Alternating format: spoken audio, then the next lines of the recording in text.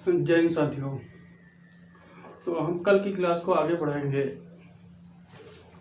तो कल हमने दूध के बारे में पढ़ा था। दूध का जो रोग होता है किसके कारण होता है, दूध में कौन सी प्रोटीन पाई जाती है। ठीक है, तो आज हम उससे आगे बढ़ाएंगे क्वेश्चन को।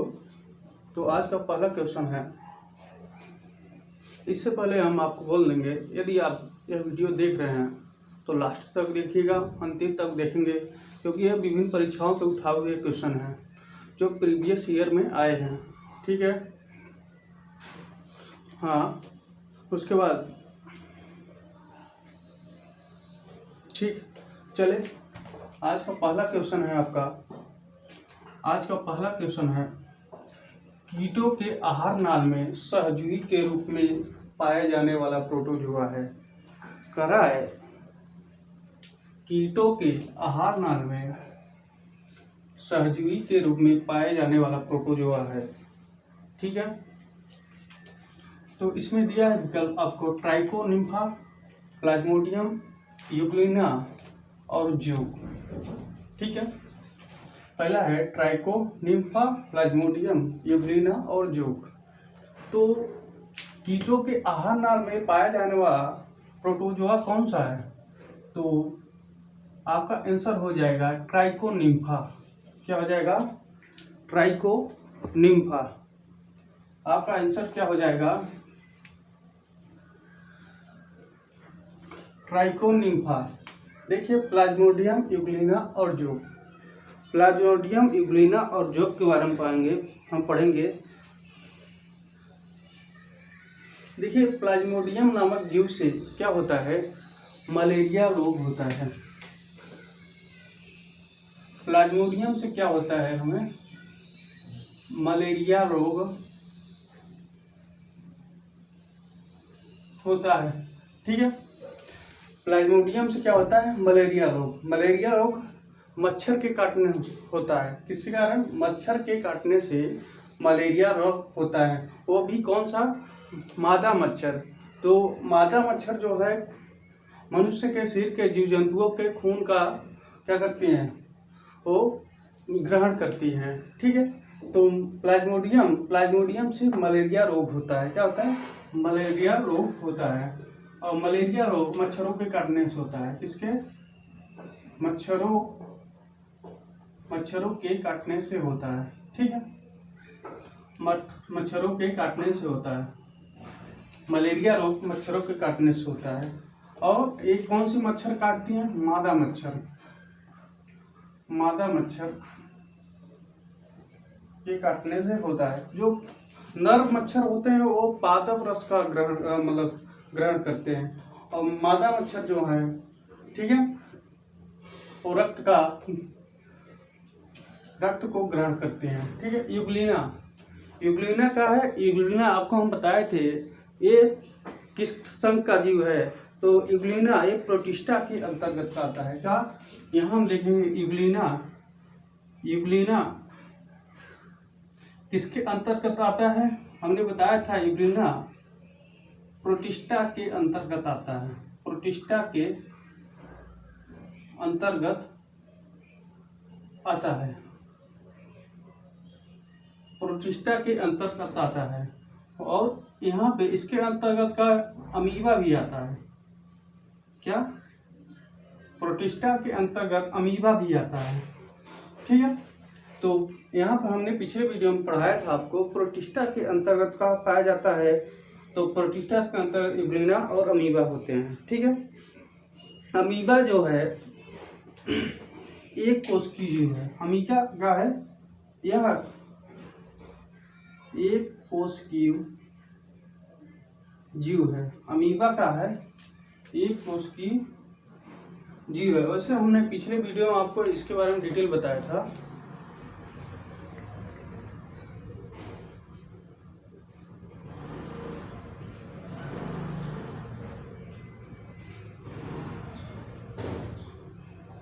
तो प्रोटिस्टा के बारे में हम पिछले वीडियो में आपको डिटेल से बताया था। तो प्रोटिस्टा के अंतर्गत कौन कौन आते हैं? यूग्लिना और अमीबा। यूग्लिना का है एक कोश की जीव है। यूग्लिना का है एक कोश की जीव है। यूग्लिना इग्लुइना इग्लुइना में क्या पाए जाते हैं? इग्लुइना में पादप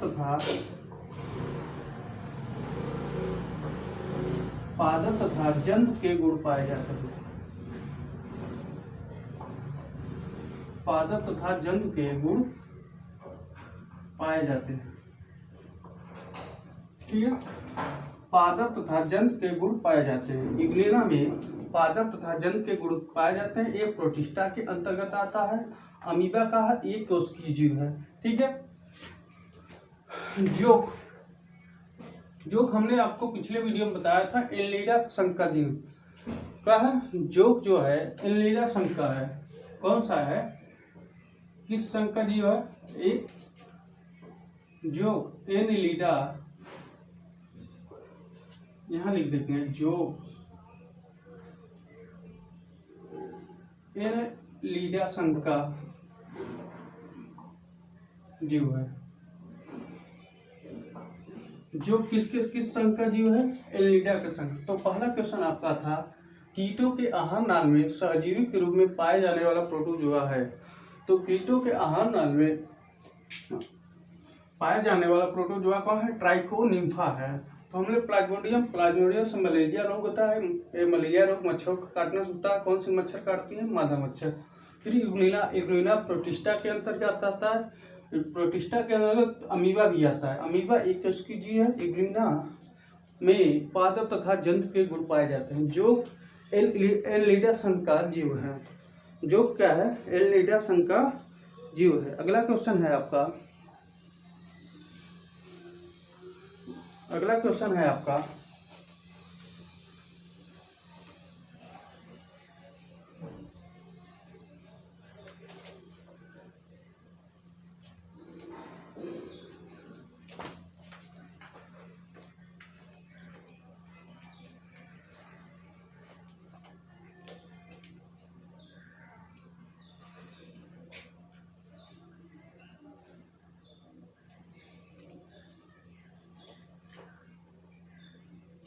बहुकोशिकीय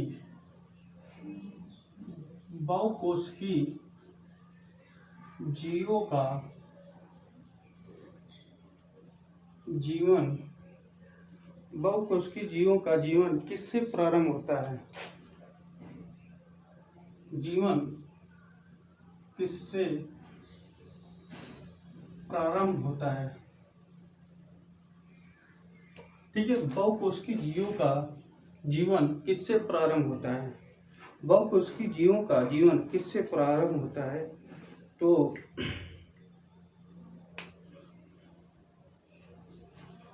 तो इसका आंसर हो जाएगा आपका, डायरेक्ट इसको आंसर देख लेंगे, इसमें ज्यादा विस्तार नहीं है। युग्म।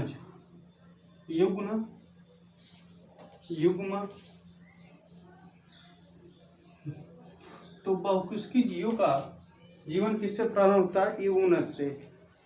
ठीक है, बहुकोशिकीय जीवों का प्रारंभ किससे होता है? युग्मनज से। युग्मनज को जाइगोट भी कहते हैं।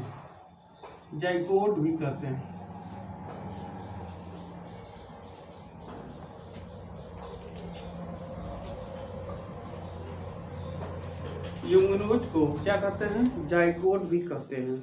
ठीक है, इसमें से अगला क्वेश्चन बहुत महत्वपूर्ण है। इसमें से पूछ रहा है कौन सा जंतु मछली नहीं है। आपको हम 4 विकल्प देंगे। इसमें पूछ रहा है कौन सा जंतु मछली नहीं है। अगला क्वेश्चन है,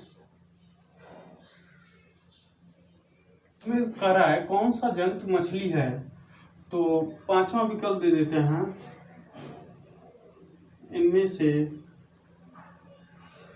कोई नहीं। पूछ रहा है इनमें से कौन सा मछली है, इसमें कौन सा जंतु मछली है। तो ये चारों क्या हैं? ये चारों मछली नहीं है। ठीक है, क्योंकि मछली अंडा देती हैं। ये चारों स्तनधारी हैं। देखिए, सिल्वर भी स्तनधारी है,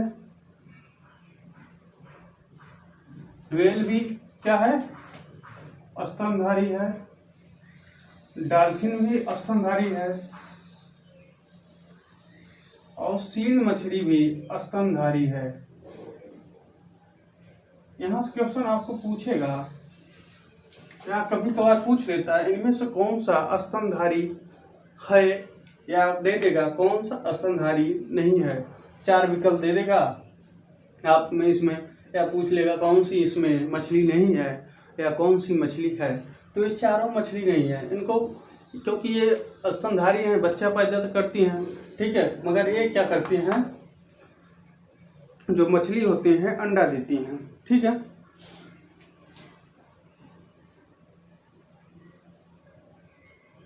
तो स्तनधारियों में बात करेंगे, चमगादड़ भी क्या है, चमगादड़, स्तनधारियों में बात करेंगे चमगादड़, उसके बाद चमगादड़ हो गया, काओला हो गया,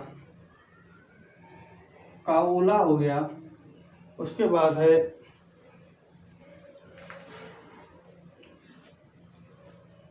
कंगारू हो गया, कंगारू। देखिए ये सब स्तनधारी हैं। चमगादड़ भी क्या है, स्तनधारी है, ये भी बच्चे पैदा करता है, स्तनधारी है। चमगादड़ क्या है, स्तनधारी। काओला पक्षी है जो क्या ऑस्ट्रेलिया में पाया जाता है। काओला पक्षी कहाँ पाया जाता है, ऑस्ट्रेलिया में पाया जाता है। कहाँ पाया जाता है, ये ऑस्ट्रेलिया में पाया जाता है। ये भी स्तनधारी है, ये भी क्या है, स्तनधारी है। कंगारू ऑस्ट्रेलिया में पाया जाता है, कंगारू ऑस्ट्रेलिया में पाया जाता है, ये भी क्या है, स्तनधारी है। तो सबसे बड़ा स्तनधारी पूछेगा तो कौन सा होता है, व्हेल मछली। सबसे बड़ा स्तनधारी कौन सा होता है, व्हेल मछली। यहाँ लिख देंगे सबसे बड़ा स्तनधारी कौन होता है, व्हेल मछली होता है। सबसे बड़ा स्तनधारी कौन सा होता है, व्हेल मछली। यहाँ से स्तनधारी के बारे में पूछेगा, कभी कभार क्वेश्चन बनाएगा, आपको कहेगा इनमें से कौन सा स्तनधारी नहीं है, तो आप इसको याद करें। चमगादड़ भी स्तनधारी है, कावला पक्षी ऑस्ट्रेलिया में पाया जाता स्तनधारी है, कंगारू जो है ऑस्ट्रेलिया में पाया जाता है, ये भी स्तनधारी है। चमगादड़ जो है रात में अपना शिकार कर लेता है। चमगादड़ क्या करता है, चमगादड़ पराश्रव्य तरंग उत्पन्न करता है, इसी से रात में अपना ये शिकार कर लेता है। और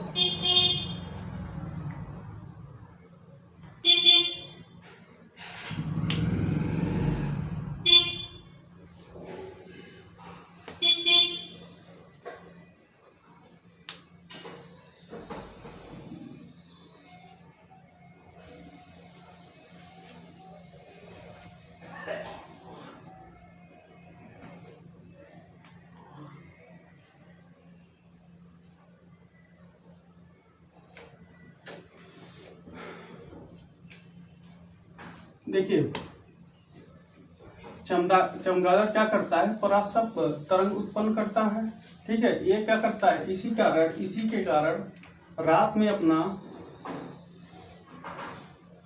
शिकार करता है। इसी कारण रात में ये क्या करता है, अपना शिकार कर लेता है, ठीक है। पराश्रव्य तरंग उत्पन्न के कारण ये अपने रास्ते का भी निर्धारण करता है। पराश्रव्य तरंग उत्पन्न करने के कारण ये क्या करता है, इसके अपने रास्ते का निर्धारण करता है। देखिए पराश्रव्य तरंग के जो मान होता है कि ना 20,000 हर्ट्ज से ऊपर की आवृत्ति होती है इसकी। पराश्रव्य तरंग की आवृत्ति कितना होती है, 20,000 हर्ट्ज से ऊपर होती है। इसको अपश्रव्य तरंग कहते हैं, पराश्रव्य तरंग कहते हैं, ठीक है। ये कौन सा उत्पन्न करता है, चमगादड़ उत्पन्न करता है, ठीक है। चमगादड़ क्या होता है, स्तनधारी होता है। कावला पक्षी क्या है, स्तनधारी। कंगारू क्या है, स्तनधारी। व्हेल सबसे बड़ा स्तनधारी। डॉल्फिन मछली है, स्तनधारी है, ठीक है। अगला क्वेश्चन हम आपको, चलिए अगला क्वेश्चन है आपका,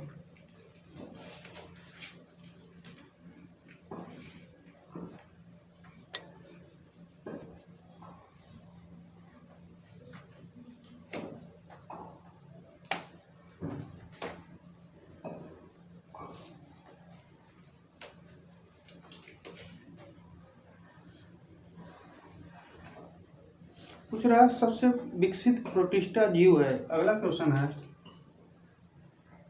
सबसे विकसित प्रोटिस्टा जीव है। सबसे विकसित प्रोटिस्टा जीव है। तो आपका विकल्प दिया है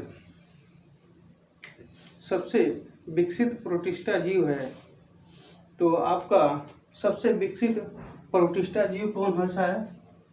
आपका आंसर हो जाएगा सबसे विकसित प्रोटिस्टा जीव पैरामीशियम है। पैरामीशियम है सबसे विकसित प्रोटिस्टा जीव। कौन सा है?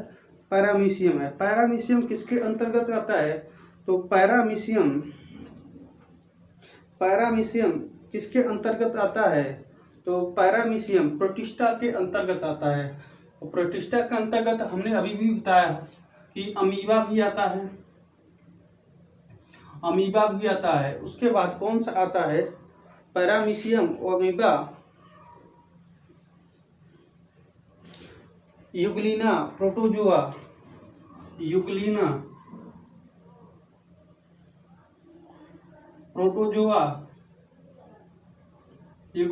प्रोटोजोआ, उसके बाद प्रोटोजोआ, यूग्लिना, ये सब क्या आते हैं? ये सब आते हैं प्रोटिस्टा के अंतर्गत आते हैं। ये सब का है प्रोटिस्टा के अंतर्गत पाने वाले जीव जाते हैं क्या होते हैं? एक कोशिकी होते हैं। एक कोशिकी होते हैं। हमने अभी बताया था यूग्लिना में पादप तथा जंतु के गुण पाए जाते हैं। पादप तथा जंतु के गुण पाए जाते हैं। अमीबा का है एक कोशिकीय जीव है। एक कोशिकीय जीव है क्योंकि प्रोटिस्टा के अंतर्गत आने वाले सभी जीव का है एक कोशिकीय है। प्रोटिस्टा के अंतर्गत आने वाले जीव क्या होते हैं? एक कोशिकीय है। ठीक है। अमीबा के अंतर्गत प्रोटिस्टा के अंतर्गत आने वाले जीव क्या होते हैं? एक कोशिकीय होते हैं। प्रोटिस्टा के अंतर्गत आने वाले जीव क्या होते हैं? एक कोशिकीय होते हैं। ठीक है। चले आगे हम देखेंगे। प्रोटिस्टा हो गया। मोनेरा ग्रुप के जीव देख लेते हैं। देखिए मोनेरा संघ के अंतर्गत कौन कौन से जीव आते हैं? तो मोनेरा संघ के अंतर्गत जीवाणु, नीलहरी शैवाल, माइकोप्लाज्मा, जीवाणु, नीलहरी शैवाल,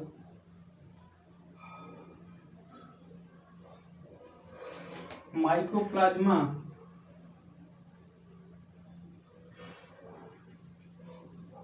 जीवाणु, नीलहरी शैवाल, माइकोप्लाज्मा, उसके बाद प्लूनेरिया,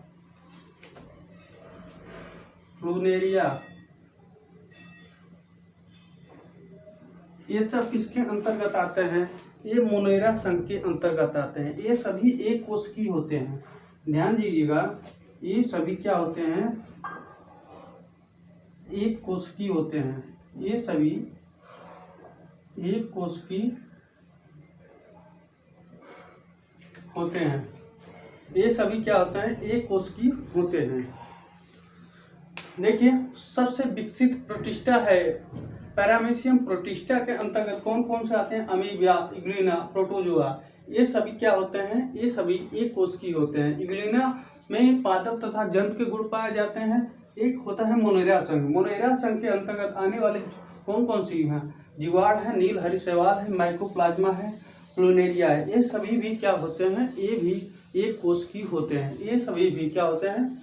ये सभी भी एक कोशिकीय होते हैं। ये सब क्वेश्चन परीक्षाओं में आए हुए हैं। विभिन्न परीक्षाओं में आए हुए क्वेश्चन हैं सब। ठीक है।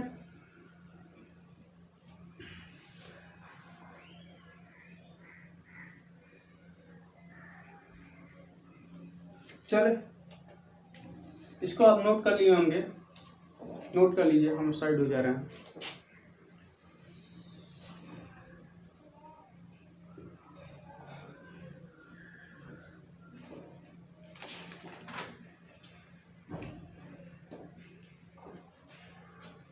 अगला क्वेश्चन है आपका,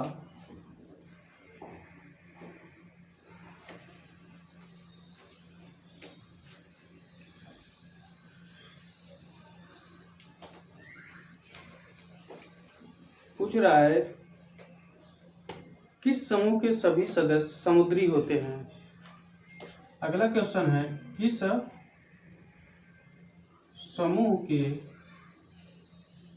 सभी सदस्य समुद्री होते हैं।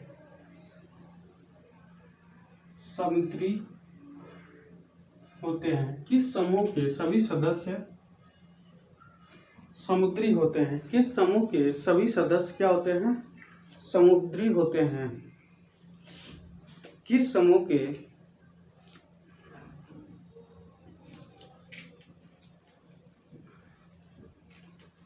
तो इसका आंसर क्या हो जाएगा, तो इकाइनो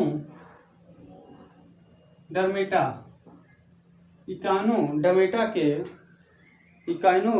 के अंतर्गत आने वाले सभी जीव क्या होते हैं, समुद्री होते हैं।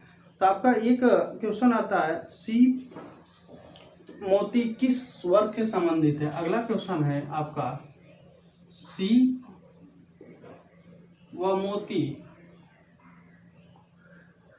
किस संघ के अंतर्गत आते हैं। किस संघ के अंतर्गत आते हैं। ठीक है, पहला इसमें क्वेश्चन था किस समूह के सभी सदस्य समुद्री होते हैं। आप इसको बताएंगे इकाइनो डर्मेटा के जो संघ होते हैं, जीव होते हैं, वो सभी समुद्री। अगला क्वेश्चन है सीप व मोती किस संघ के अंतर्गत आते हैं। सीप और मोती किस संघ के अंतर्गत आते हैं, तो आप हम बताएंगे इसको सीप और मोती मोलास्का संघ के अंतर्गत आते हैं। सीप और मोती किसके संघ के अंतर्गत, मोलस्का संघ के अंतर्गत आते हैं।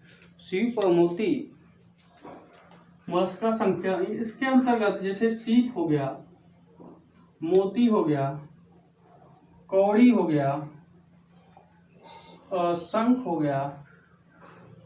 ठीक है, शंख हो गया, सीप मोती कौड़ी शंख। उसके बाद और क्या आ जाएंगे, सीप मोती कौड़ी शंख और कह लीजिए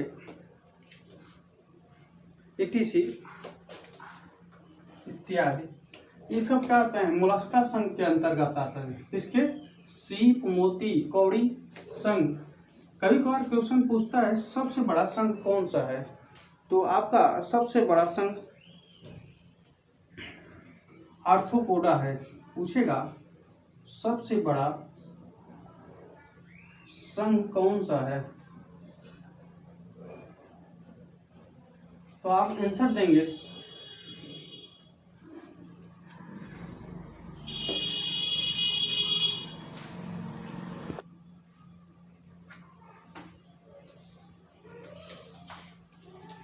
तो अगला क्वेश्चन है किस सबसे बड़ा संघ कौन सा है, तो सबसे बड़ा संघ आपका क्या है, आर्थ्रोपोडा।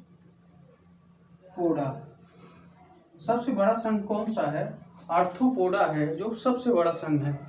आर्थ्रोपोडा क्या है, सबसे बड़ा संघ है। आर्थ्रोपोडा के अंतर्गत सभी कीट आ जाते हैं। आप बताएंगे आर्थ्रोपोडा के अंतर्गत सभी कीट आ जाते हैं। क्या आ जाते हैं, सभी कीट आ जाते हैं। तो आर्थ्रोपोडा के अंतर्गत क्या आ जाते हैं, आर्थ्रोपोडा के अंतर्गत सभी कीट आ जाते हैं।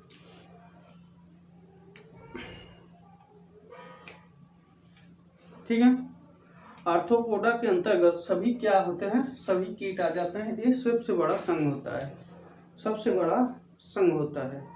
तो यहाँ से क्वेश्चन आपको पूछेगा किस समूह के सभी सदस्य समुद्री होते हैं, तो इकाइनोडर्मेटा के संघ जो सभी जीव होते हैं क्या होते हैं, समुद्री होते हैं। सीप और मोती किस संघ के अंतर्गत आता है, तो सीप और मोती मोलस्का संघ के अंतर्गत आता है। मोलस्का संघ के अंतर्गत सीप मोती कौड़ी शंख इत्यादि जो होते हैं ये क्या होते हैं, मोलस्का संघ के अंतर्गत आते हैं। अगला था क्वेश्चन, सबसे बड़ा संघ कौन सा है? तो सबसे बड़ा संघ आपका आर्थ्रोपोडा है। आर्थ्रोपोडा के अंतर्गत सभी कीट आ जाते हैं। आर्थ्रोपोडा के अंतर्गत सभी कीट आ जाते हैं। तो आपका अगला क्वेश्चन है,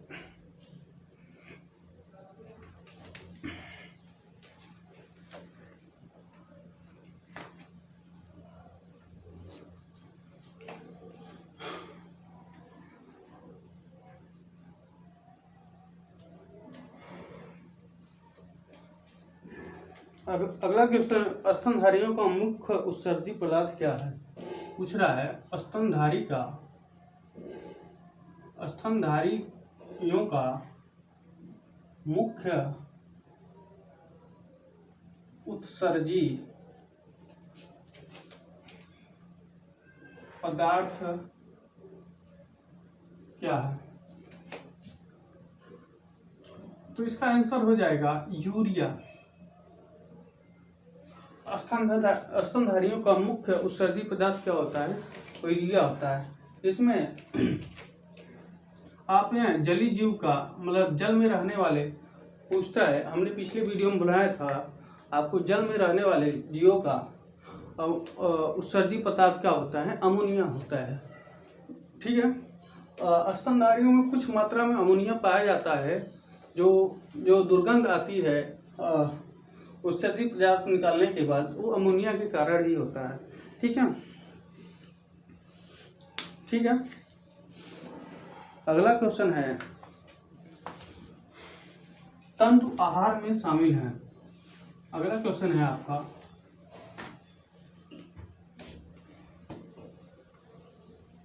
तंतु आहार में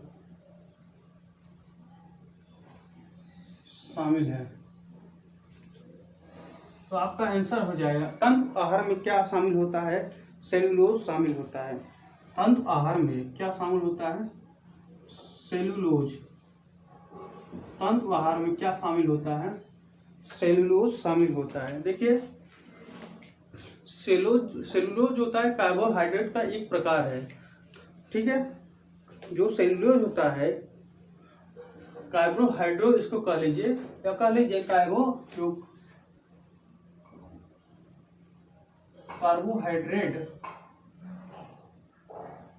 इसको हम देखेंगे। कार्बोहाइड्रेट तीन प्रकार का होता है, पहला, दूसरा और तीसरा। देखिए, कार्बोहाइड्रेट तीन प्रकार का होता है। एक होता है मोनोसेकेराइड,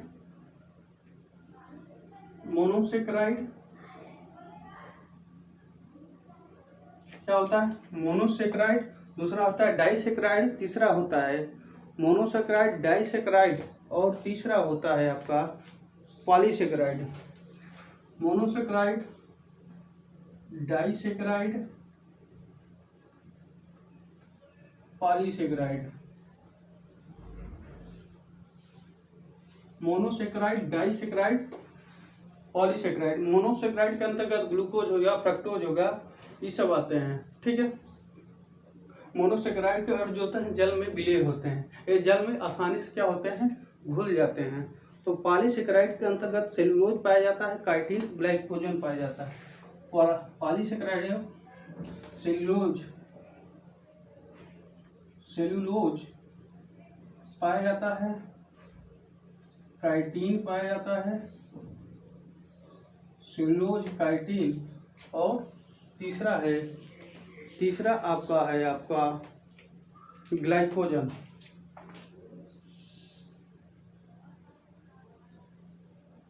ठीक है। तो सेलुलोज किसके अंतर्गत आ जाएगा? तो तंतु आहार में कौन सा शामिल है? सेलुलोज। सेलुलोज किसके अंतर्गत? पॉलीसेकेराइड। पॉलीसेकेराइड किसके अंतर्गत है? कार्बोहाइड्रेट। तो सेलुलोज का हम क्या कर देंगे? एक प्रकार का कार्बोहाइड्रेट है। ठीक है। मोनोसेकेराइड के अंतर्गत ग्लूकोज आता है, फ्रक्टोज आता है। ठीक है। ये सब जल में विलीन होते हैं, जल में तुरंत घुल जाते हैं। और सबसे अच्छा कार्बोहाइड्रेट क्या होता है? ग्लूकोज होता है, यह तुरंत ही ऊर्जा देता है। ठीक है। पूछेगा सबसे अच्छा कार्बोहाइड्रेट का होता है, लिख दे रहे हैं सबसे अच्छा कार्बोहाइड्रेट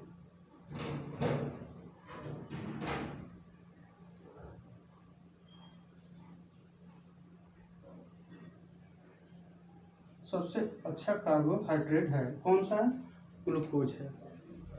सबसे अच्छा कार्बो ग्लूकोज है। इसका सूत्र क्या होता है? C6 होता है, H12O6 होता है। ग्लूकोज का सूत्र क्या होता है? C6 होता है, H12 होता है, O6 होता है। ठीक है।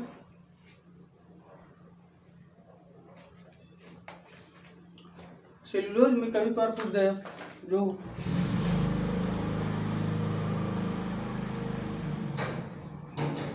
पौधों की कोशिका भित्ति होती है,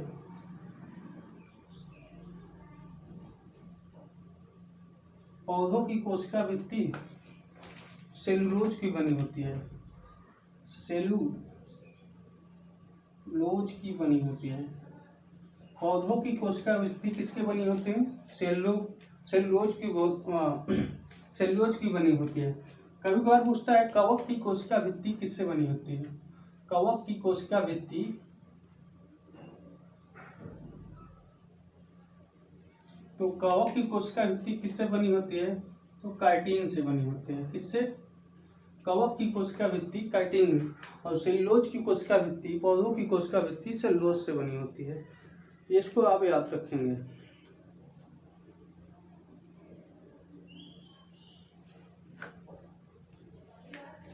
देखिए ग्लाइकोजन के बारे में पूछता है।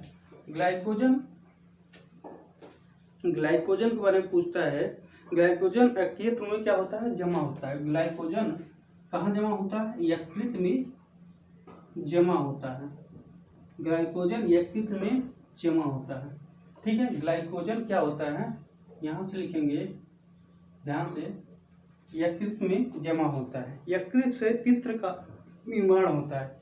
यकृत से कह लीजिए, यकृत से पित्त का निर्माण होता है। पित्त रस जो होता है, बाइल जूस होता है, उससे यकृत से निर्माण होता है और पित्ताशय में जाके क्या होता है? जमा हो जाते हैं। यकृत से पित्त का निर्माण होता है और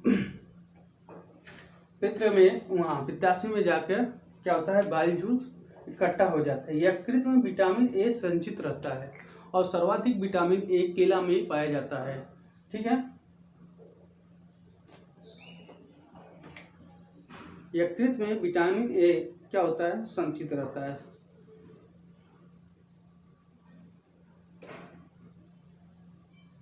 सॉरी कंफ्यूज हो गया था। इसको बारे में विटामिन के बारे में मत लिखिएगा।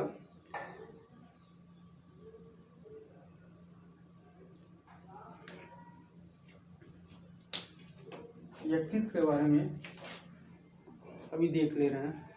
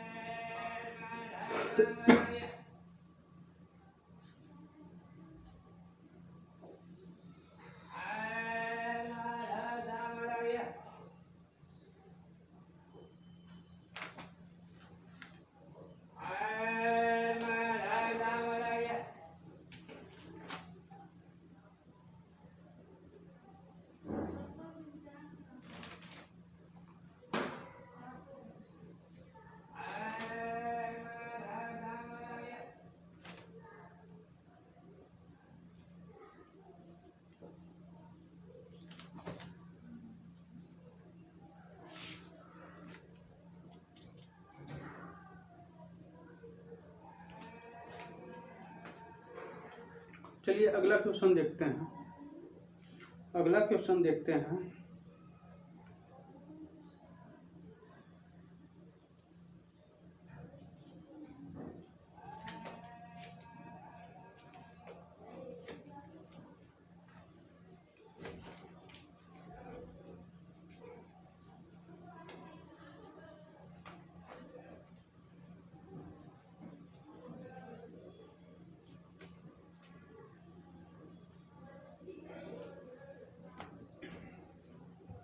देखिए प्रोटीन के बारे में है। प्रोटीन से क्या होता है। देखिए प्रोटीन से जितने भी क्वेश्चन बनेंगे हम यहाँ से बात करेंगे। तो प्रोटीन से हमारे शरीर का निर्माण होता है। प्रोटीन से क्या होता है, शरीर का निर्माण होता है। प्रोटीन से क्या होता है, शरीर का निर्माण होता है। प्रोटीन 20 प्रकार के एमिनो एसिड से बने होते हैं। प्रोटीन 20 प्रकार के अमीनो एसिड से बने होते हैं। ठीक है। प्रोटीन की कमी से 2 प्रकार के रोग होते हैं।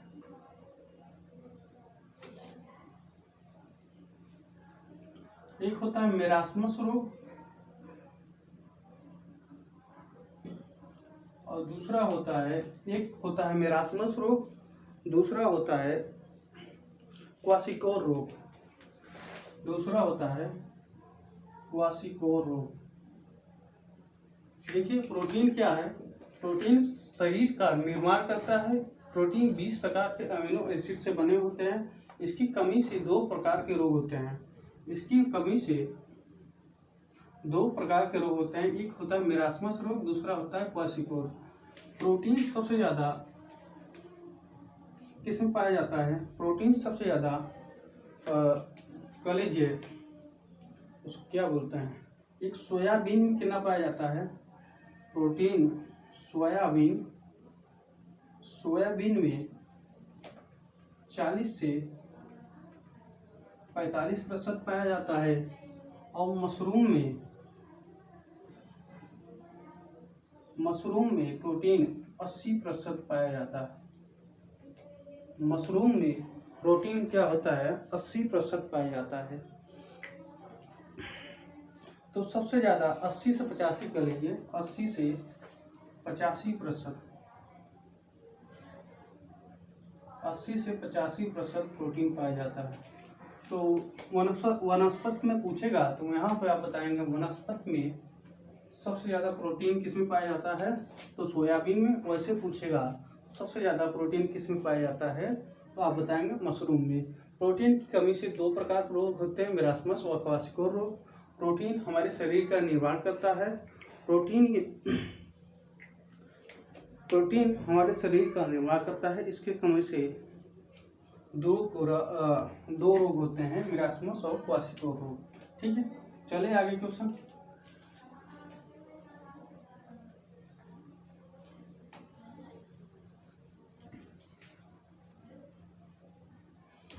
अगला है 1 ग्राम वसा में कितने कैलोरी ऊर्जा प्राप्त होती है। 1 ग्राम वसा में कितने कैलोरी ऊर्जा प्राप्त होती है। 1 ग्राम वसा में आपका आंसर हो जाएगा 9.2 कैलोरी ऊर्जा प्राप्त होती है। 1 ग्राम वसा में 9.2 कैलोरी ऊर्जा प्राप्त होती है।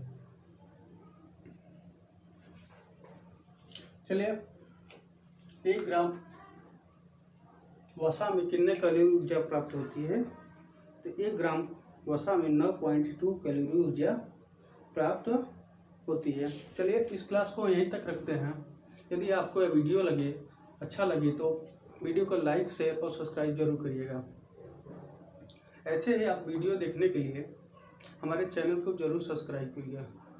चलिए धन्यवाद।